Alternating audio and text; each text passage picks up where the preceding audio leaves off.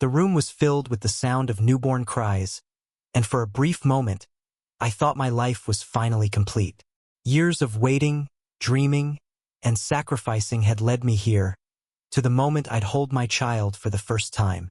But when the nurse placed the baby in my arms, the joy turned to confusion, then horror.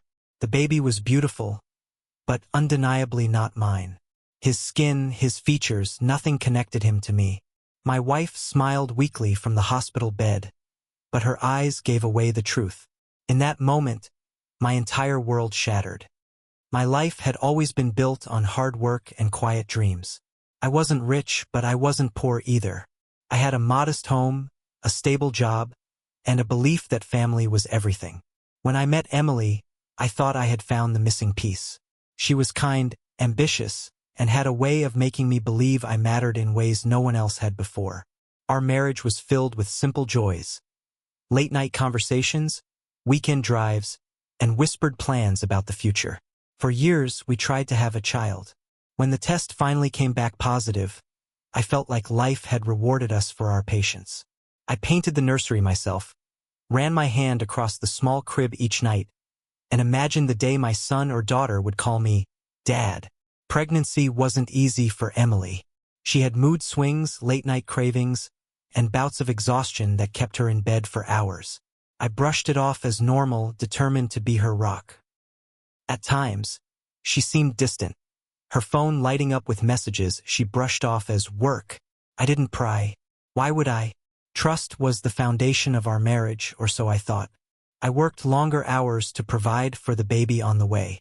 Each paycheck I tucked aside, dreaming of diapers, school, and college.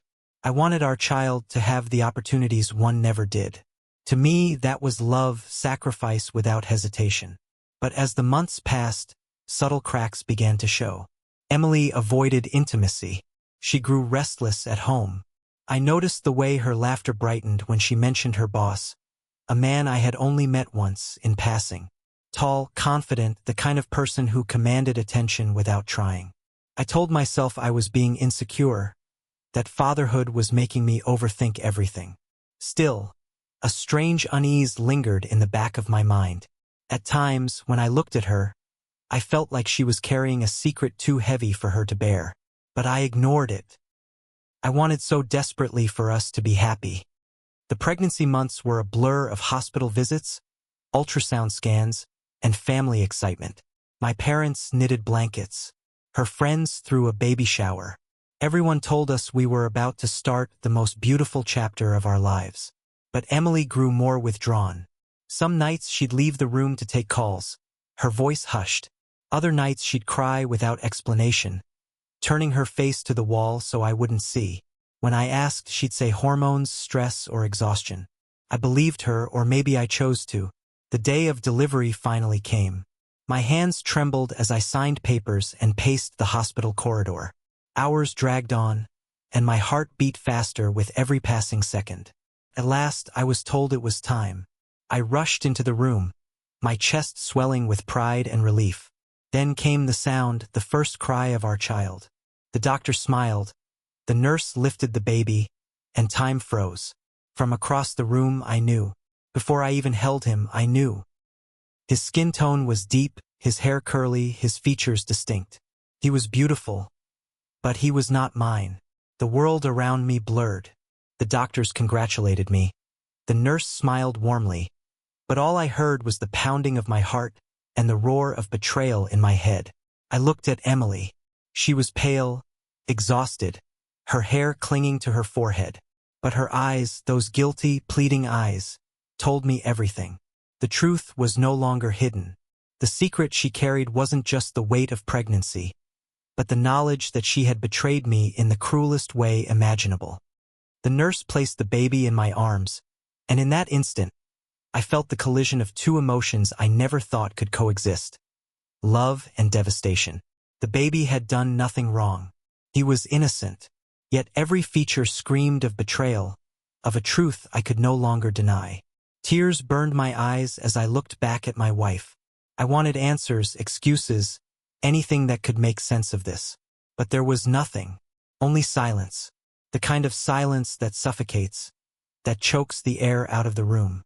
My chest tightened as I realized the enormity of it all. Every sacrifice, every late night at work, every dream I had painted for the future. It wasn't built on love. It was built on lies. Emily turned her face away, as if she couldn't bear to meet my gaze. That was the final confirmation. The betrayal wasn't just in the child's skin, but in her refusal to even acknowledge the truth aloud. I handed the baby back to the nurse and walked out of the room. My legs felt heavy, my mind fogged with disbelief. Family members cheered in the waiting room, expecting me to announce the joyous news. But I couldn't. My throat was tight, my words broken. I had been replaced not just as a husband, but as a father before I even had the chance to begin. In the weeks that followed, reality weighed on me like chains.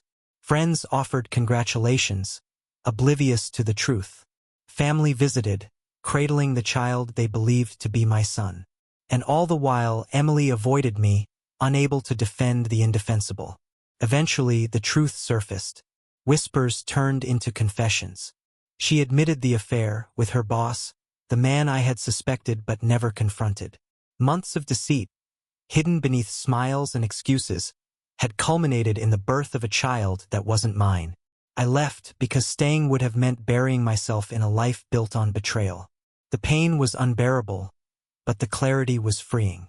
Betrayal doesn't just break hearts. It redefines them. It forces you to see the fragility of trust, the danger of blind faith, and the importance of valuing yourself enough to walk away from lies.